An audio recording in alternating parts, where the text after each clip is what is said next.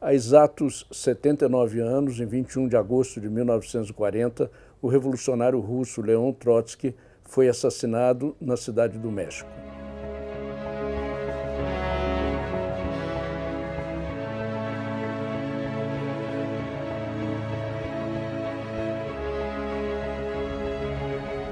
Essa série terá um novo vídeo toda quarta-feira às 18 horas. Se inscreva no canal para receber as notificações.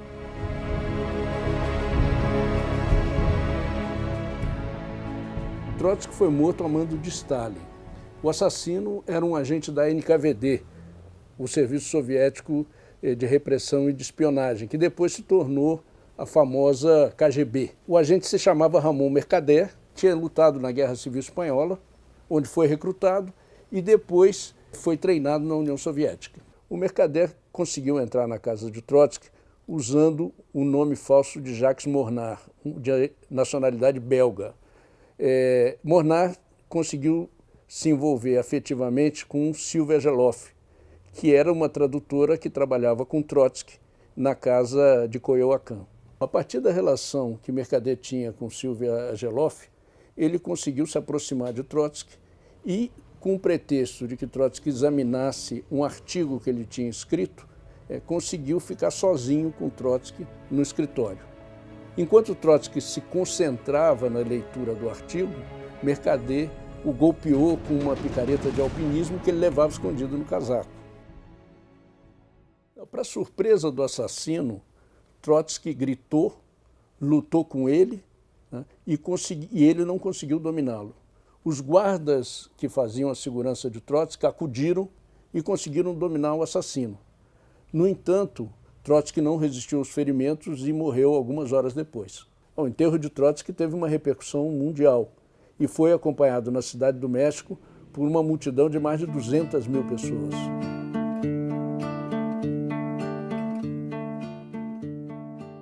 O assassinato de Trotsky foi um dos episódios mais dramáticos do século XX. E ele foi retratado na literatura e no cinema. Algumas das obras mais emblemáticas desse episódio foram, por exemplo, O Homem que Amava os Cachorros, de Leonardo Padura, filmes como O Assassinato de Trotsky, do diretor Joseph Losey, e mais recentemente o filme espanhol O Eleito. Eu também recomendo um filme muito importante, que é um documentário que se chama Assaltar os Céus, feito também na Espanha e que hoje pode ser encontrado no YouTube. Alguns autores acreditam ou acreditavam que Mercader era um militante idealista que acreditava piamente que estava assassinando um inimigo da União Soviética. Isso é pura balela, né? Mercader sabia muito bem que estava fazendo um jogo sujo, tanto é assim que ele tinha preparado uma carta falsa se colocando como um ex-militante trotskista arrependido com o seu líder. E tem outra, Mercader manteve a sua identidade falsa e manteve essa história durante todos os 20 anos que ele teve na prisão. É preciso entender que o assassinato foi a culminação de uma longa perseguição. A oposição de esquerda, que era a tendência de Trotsky dentro do Partido Comunista, foi perseguida desde 1923. Trotsky foi banido para Alma-Ata, cidade do Cazaquistão, em 1927. Em 1929, ele foi expulso da União Soviética e forçado ao exílio na Turquia. Durante 8 anos, Trotsky foi sendo expulso de país em país. Da Turquia, ele foi para a França, foi expulso da França para a Noruega, da Noruega foi expulso finalmente para o México, que o acolheu em 1937. Antes do México o acolher, todos os países ditos democráticos negavam visto para a entrada de Trotsky. Então a perseguição que ele sofreu foi internacional. Nessa época, quando Trotsky chega ao México em 1937, o stalinismo já tinha consolidado seu poder no Estado Soviético.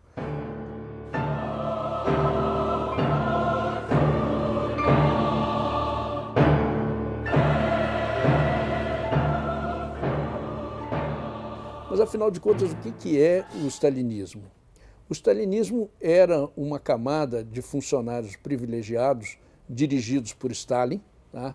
E essa casta burocrática tinha usurpado o poder dos operários e controlava todo o Estado soviético nessa altura. A burocracia instaurou uma ditadura sangrenta que eliminou toda a vanguarda revolucionária que havia dirigido a revolução. Para manter os seus privilégios e para manter a própria ditadura, era preciso acabar com toda a oposição revolucionária dentro da União Soviética. O auge da repressão foi o chamado Grande Expurgo, o nome dado na União Soviética ao período entre 1934 e 1937, onde foram assassinados milhares ou centenas de milhares de comunistas. Não é exagero. Segundo o historiador Vadim Rogovin, foram exterminados, ou seja, foram executados mais de 800 mil oposicionistas, a grande maioria comunistas. Junto com esses extermínios de milhares de comunistas, Stalin promoveu os chamados processos de Moscou, que foram de 1936 a 1938, onde foram julgados e executados os principais dirigentes da Revolução Russa.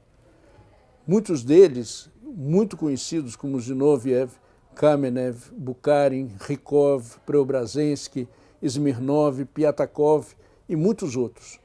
Trotsky foi o principal acusado desse processo e foi condenado à revelia, sendo inclusive acusado de agente de Hitler e agente dos japoneses. Uma calúnia terrível que ele procurou desmentir num contraprocesso.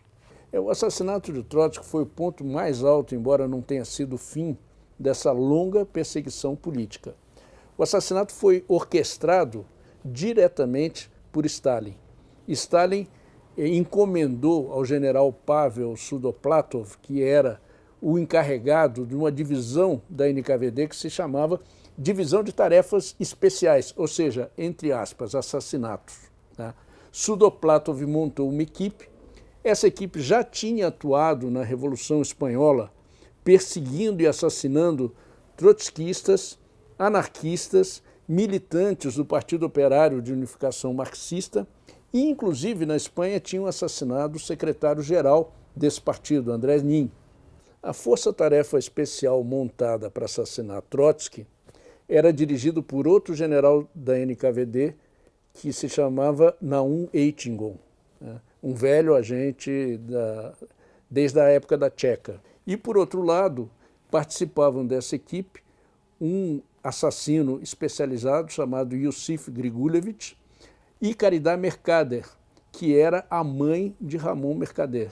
E foi, inclusive, a pessoa responsável pelo recrutamento de Mercader como agente soviético. Bom, em 24 de maio de 1940, essa equipe organizou um primeiro atentado invadindo a casa de Trotsky e disparando 240 tiros. O chefe dessa equipe era o pintor muralista mexicano Davi Alfaro Siqueiros, que também tinha lutado na Guerra Civil Espanhola. Esse atentado foi coordenado nas sombras por Grigulevich, que era a cabeça pensante da equipe que tentou matar Trotsky. No entanto, o atentado falhou. E isso graças à ação da companheira de Trotsky, Natália Sedova, que o empurrou para o único espaço que havia dentro do quarto, entre a cama e a parede, e assim salvou sua vida. Na medida em que falhou essa primeira tentativa, Stalin resolveu apelar para a opção que havia, que era o assassino infiltrado, Ramon Mercader. Muitos podem se perguntar por que essa obsessão, por que Stalin tinha uma necessidade absoluta de matar Trotsky. Bom, em primeiro lugar, Trotsky tinha sido um dos dois líderes da Revolução Russa junto com Lenin. E a memória dessa revolução grandiosa que levou pela primeira vez os operários e camponeses ao poder, ainda estava viva entre milhões de trabalhadores no mundo inteiro. Trotsky era o último líder vivo dessa revolução. E o mais importante, Stalin tinha medo de Trotsky porque Trotsky era um opositor implacável da burocracia stalinista, denunciando seu caráter contra-revolucionário. Com o começo da Segunda Guerra Mundial, Stalin temia que o resultado desse conflito, que foi o maior de toda a história, provocasse novas revoluções e fortalecesse o trotskismo. Por isso, era fundamental assassinar o maior símbolo da Revolução Russa, que era Trotsky. No entanto, a fúria assassina de Stalin, as calúnias, a verdadeira escola de falsificações que tentou apagar a imagem de Trotsky, dos líderes russos, inclusive das fotografias, né, como foi denunciado por vários artistas e historiadores, não conseguiram apagar o pensamento político, a obra e o exemplo de Trotsky. Nós escolhemos esse tema sobre denunciando o assassinato do Trotsky e a perseguição stalinista porque foi uma forma de homenagear o revolucionário russo nos 79 anos da sua morte. Na próxima quarta-feira, às 18 horas, nós vamos abordar o tema da história da Revolução Russa, que está intimamente ligada à vida e à obra de Leon Trotsky.